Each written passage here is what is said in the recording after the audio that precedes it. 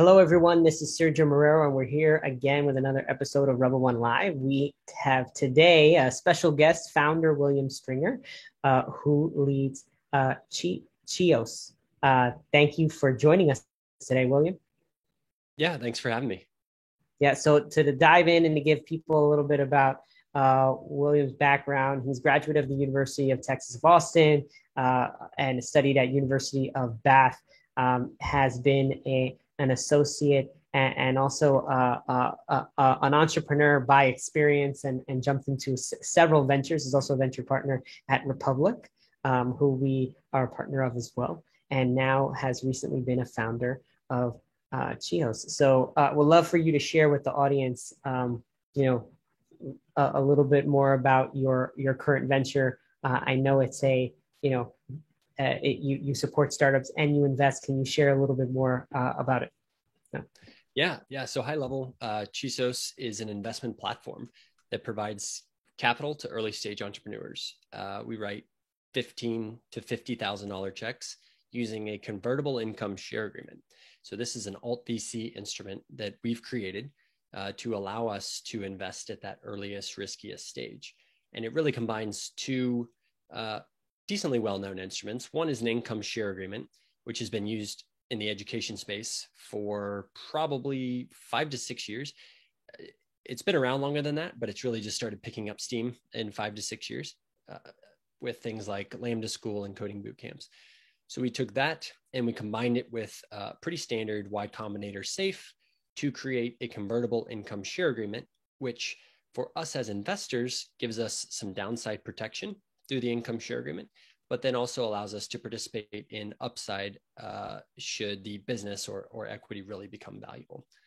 Kind of quickly, I mentioned we're a platform. So today we're starting really as the sole investor using the platform. So we're raising funds, we're investing that capital into opportunities, but as the convertible ISA starts to build a track record, as we start to really expand this instrument as a credible alt VC instrument that gets capital into the hands of entrepreneurs, our plan is to take our internal software platform that we've built to source, underwrite, and service these investments and monetize it, take it out to universities, municipalities, other sovereign governments, other angel groups, and say, hey, here's a way to get small check capital at high volume into the hands of early stage entrepreneurs that are probably too early for your angel or venture type funds. And we'll provide the entire software platform to allow you to do that. So that's kind of the broad game plan and roadmap for Chisos. Got it. And how did you come up with the name Chisos? Yeah, Chisos is a mountain range out in West Texas. And I grew up in the Dallas area of Texas. I went to school in Austin and then worked in Houston. Since I was 3 years old, I've been going out to West Texas, the Big Bend National Park area, on a camping trip with my dad, my brother, some other guys. And so, yeah, I've been doing that for, almost 30 years now. And so it's a special place to me out there in West Texas, and Chisos Mountains is a really beautiful place. And and you talked about a alt VC model. Why not just take the capital, do a standard safe, or do a standard equity agreement? What is it about this alt VC model that you're interested in? Why'd you guys pursue that? Yeah, our whole thesis, well, let me back up. So I really created the convertible ISA to solve a problem that I had when I was starting to build a business. I had a project that wound down late 2019. I knew I wanted to start a business, didn't really know exactly what it would look like, wanted to raise a little bit of money to test it, build out the basics, incorporate it, etc.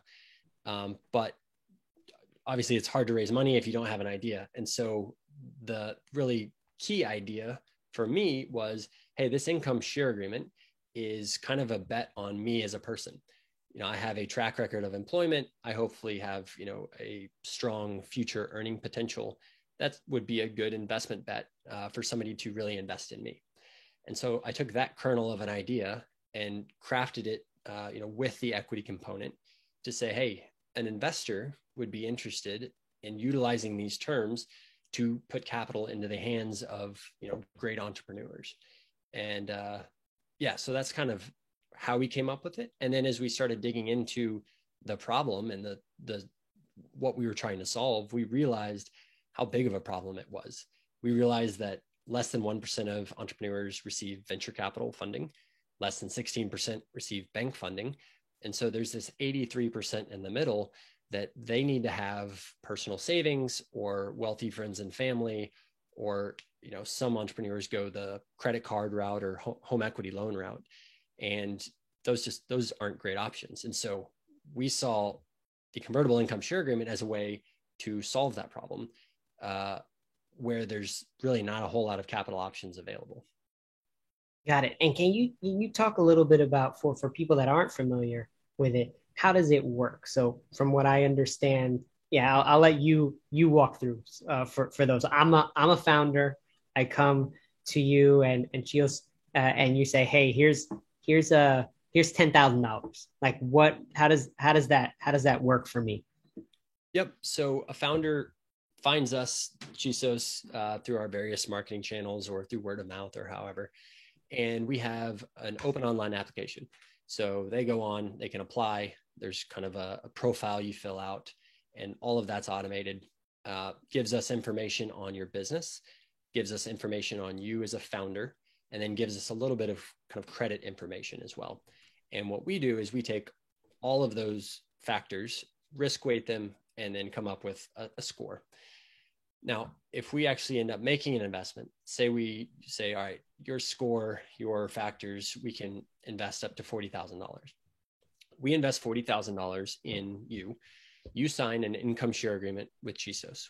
And that income share agreement says, I, as a founder, if I'm making over $40,000 a year, I'll pay back 10% of my income until I hit a time cap or an amount cap. And then that income share agreement is complete. If I'm making less than $40,000 a year, which a lot of times entrepreneurs, when they're just starting out, are not paying themselves, I pay nothing. I owe nothing. My repayments are nothing.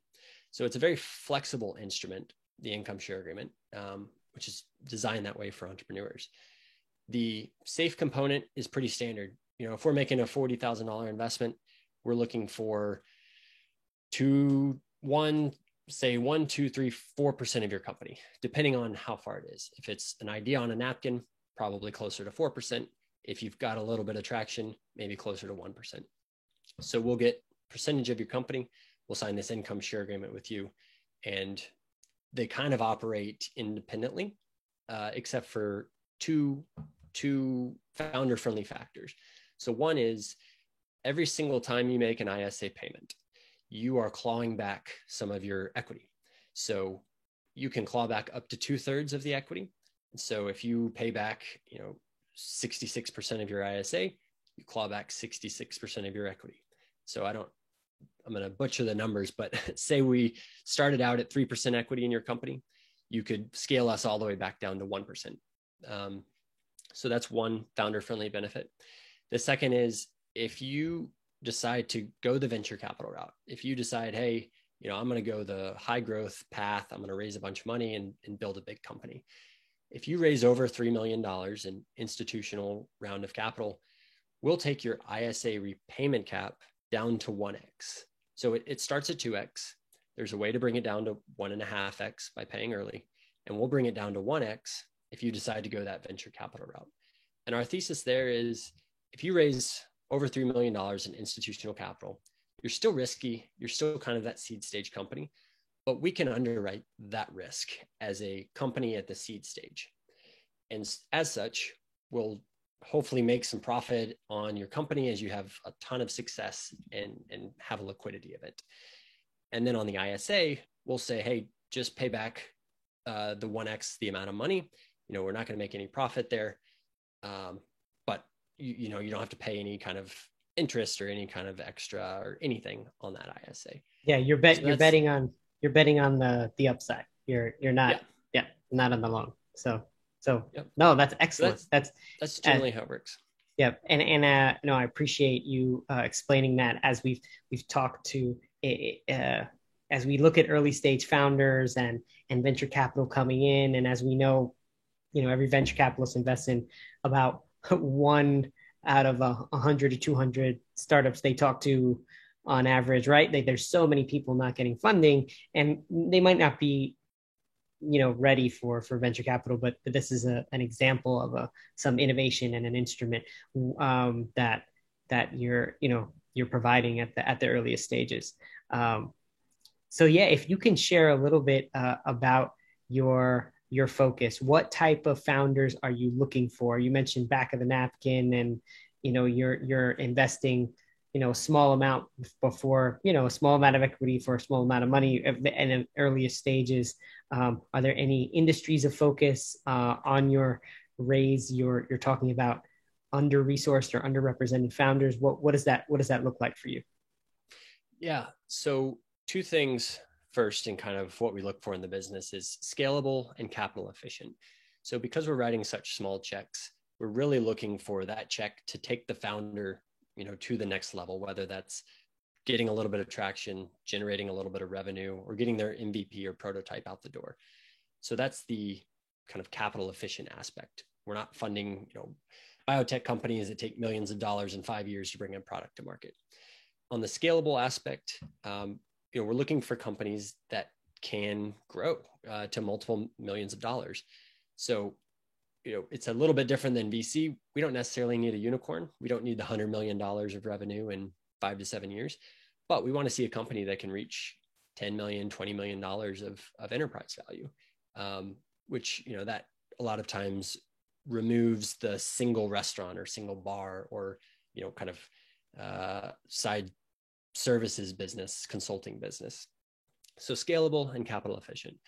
On the underrepresented side, it's really a function, we believe, of the current capital markets. So where we're playing is a space where if you don't have a high amount of discretionary kind of nest egg wealth to put into your business, or if you don't have wealthy friends and family, or if you're not well connected in the kind of angel VC space, you're kind of out of luck in terms of getting the 40K check that you might need to really get your business off the ground. And so while we don't have a specific mandate for minority and underrepresented founders, our portfolio is over 50% minority underrepresented founders, female founders. And we think that's just because of the structural brokenness of the current capital funding mechanisms. So because we can play in that area and make those investments, that's just kind of how our portfolio looks today. And we think that's how it'll look going forward. We also see it as a huge opportunity because there's a ton of talent that we've talked to that, I'm out in California, I've been in the investing space, and I'll talk to, example, female founder in the Midwest, maybe someone who's not super connected to the coastal VCs or angels.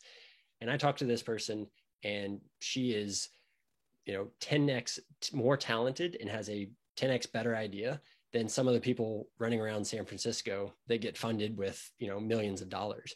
And so if we can make our investment and play in our sandbox, make that $40,000 investment in her, and then start to plug her into our own network and get her plugged into other sources of funding, other mentors, other advisors, we think that person with that larger amount of talent can accelerate her success faster and reach success. And because we're an investor in that company, we'll have success as well as an investor.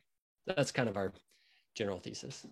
Excellent. And what's the goal? What's the goal? What's the vision for you in terms of what size fund are you all? Because you're in the middle of a raise, right? As well, getting Chisos off the ground. How much are you raising, and what does success look like?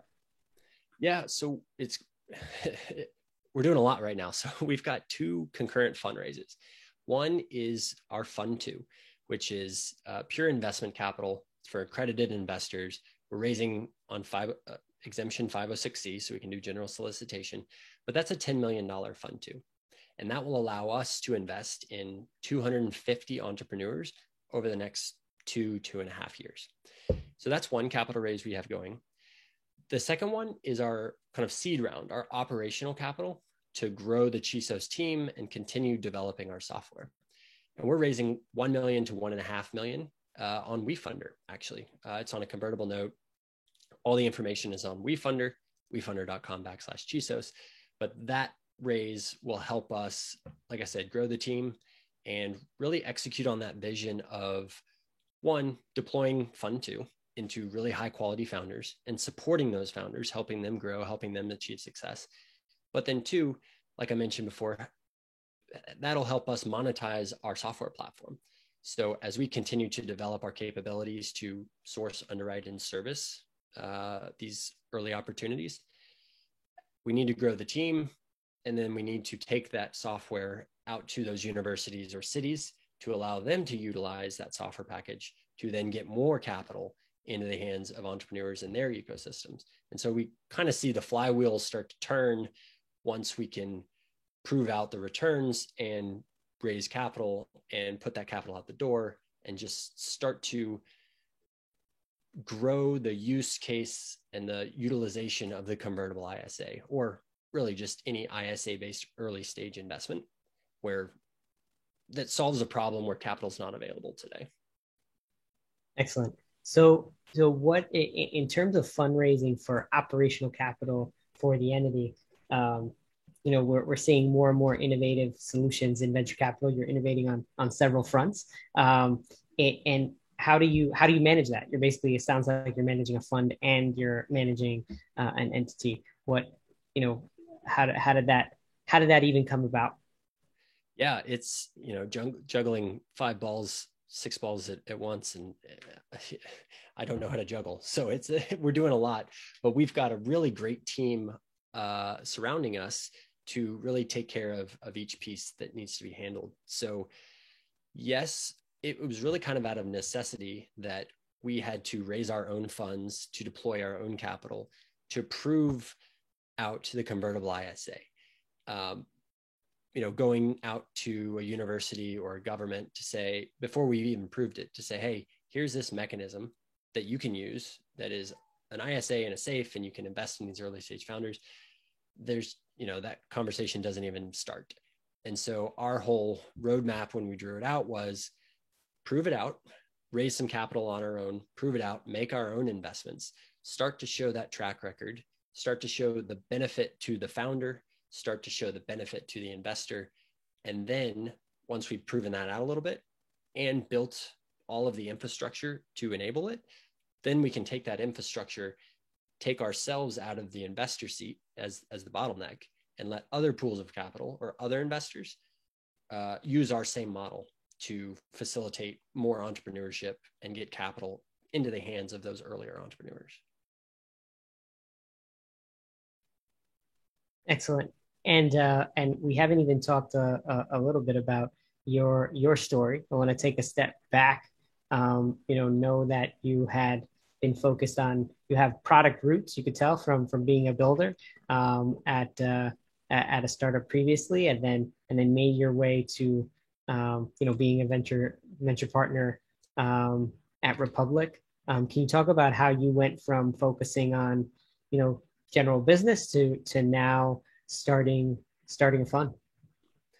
Yeah, so my background quickly, graduated finance, UT Austin, started in investment banking, oil and gas in Houston, did the analyst program there, then got lucky enough to find an opening at a family office.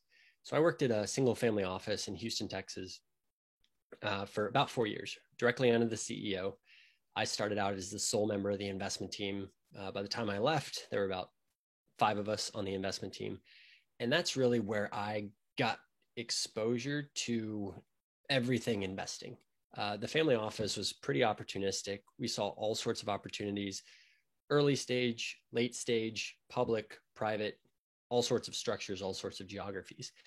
And so I think that exposure to different structures, different ways to invest, building a network there, meeting a bunch of successful business people, entrepreneurs, and investors is really what's helped me today while I build a fund and build a business that is very investment centric.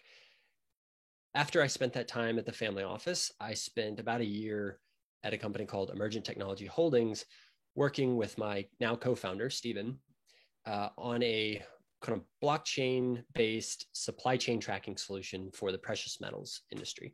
So in a nutshell, it was trying to track gold from the mine all the way to the vault and make sure that it was responsibly sourced and responsibly handled. On the back end, it was then looking to digitize that gold into kind of a digital representation of gold, a gold token. So I got a little bit of product experience there.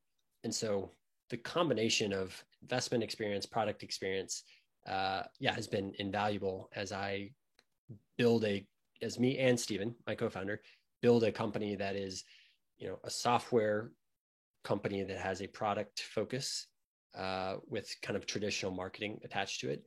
But it's also an investment platform that requires investment knowledge, structuring knowledge, and, kind of just general understanding of how the SEC works, of how putting funds together works, and all of those mechanics. Excellent. And as we look at that gap, right, that early gap for most startups that can't get into venture capital, revenue-based financing options, and there's another great startup that we're a fan of, SMBX, that does crowdfunded loans to startup. What are what are other innovations? What are other things we can do in the space to help I would say the Main Street entrepreneur, right? That's launching great businesses, but may not be that like unicorn high tech growth venture, but they're solid businesses that employ most of our economy. Yeah, I think it's the awareness of the tools in the toolkit. Like you said, the alt VCs, the revenue-based financing, companies like Earnest Capital, they do kind of an offtake of revenue-based financing. All the equity crowdfunding platforms that are out there. There's now, government grants or companies like Open Grants that help founders really find what grants could work for their business and then help them get those grants. So it's really just pulling together all of the options and helping founders understand, here's the cost of capital for this option. Here's a high interest credit card. Here is a government grant. Here is an angel investment. Here is my, grandma and grandpa's trust fund that they love me, so they're willing to make that investment. Like, looking at all of the options available and understanding the pros and cons of each is, I think, really the most important part. Now, there's still a long way to go to get those options out and available to everybody. There needs to be more capital coming into the space so that more capital can be deployed through those options. But there's new experimentation and new capital options growing quickly. And there's a lot of people interested in this space and interested in getting more capital into these instruments and more entrepreneurs aware of these instruments, way more than, I'd say there was 3, 4, 5 years ago. Excellent. And if you look at for you in what is I'm going to take a step back and look at the end goal. You guys are fully funded. You're investing these small checks. What's a steady state look like? Are you guys, how many startups are you funding a year, and what is that vision?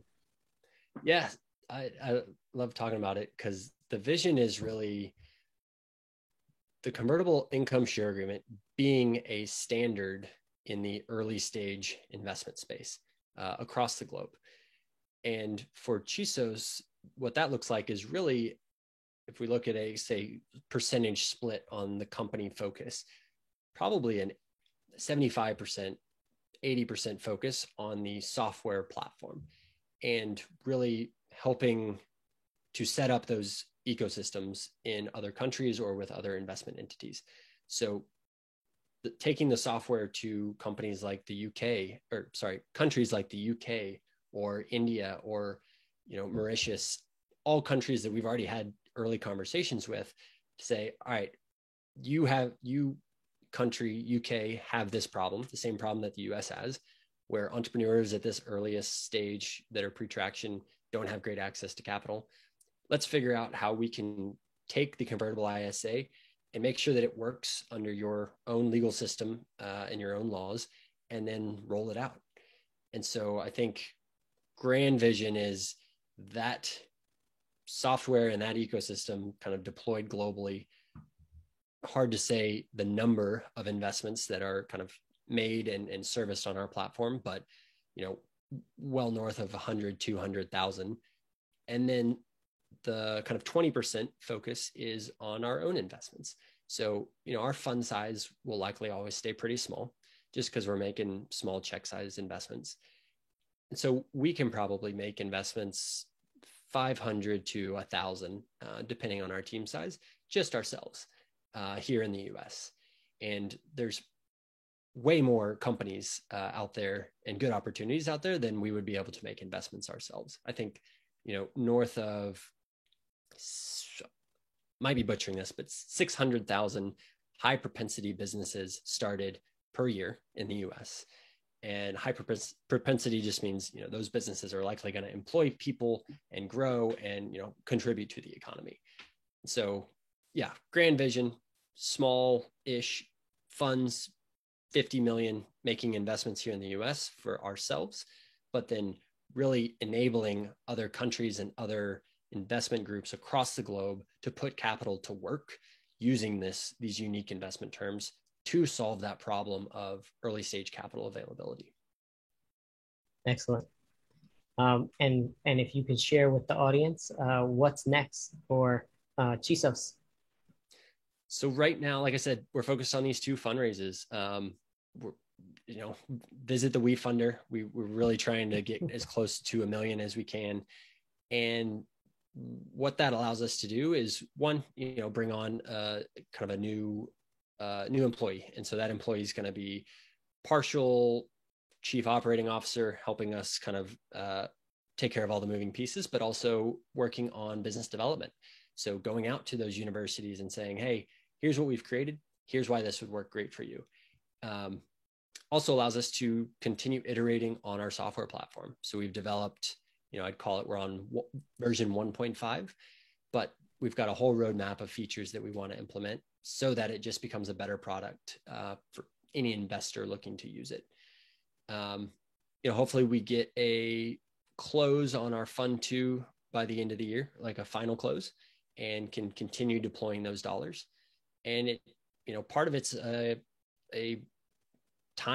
function of time. So we're going to make an investment today, but, it's going to take 12, 24 months to get a track record on that investment. So we've been putting capital out since May of last year, small amounts, but we're starting to get a little bit of a track record, which helps attract capital, which again, starts that flywheel rolling. So yeah, that's our focus, is raising the capital and developing software and then finding good opportunities. Great. Well, thank you, William. For everyone watching, this is Rebel One Live with our emerging fund manager, William Stringer, founder of Chisos. And thank you for joining us and sharing your story tonight. So thanks again. So much for having me.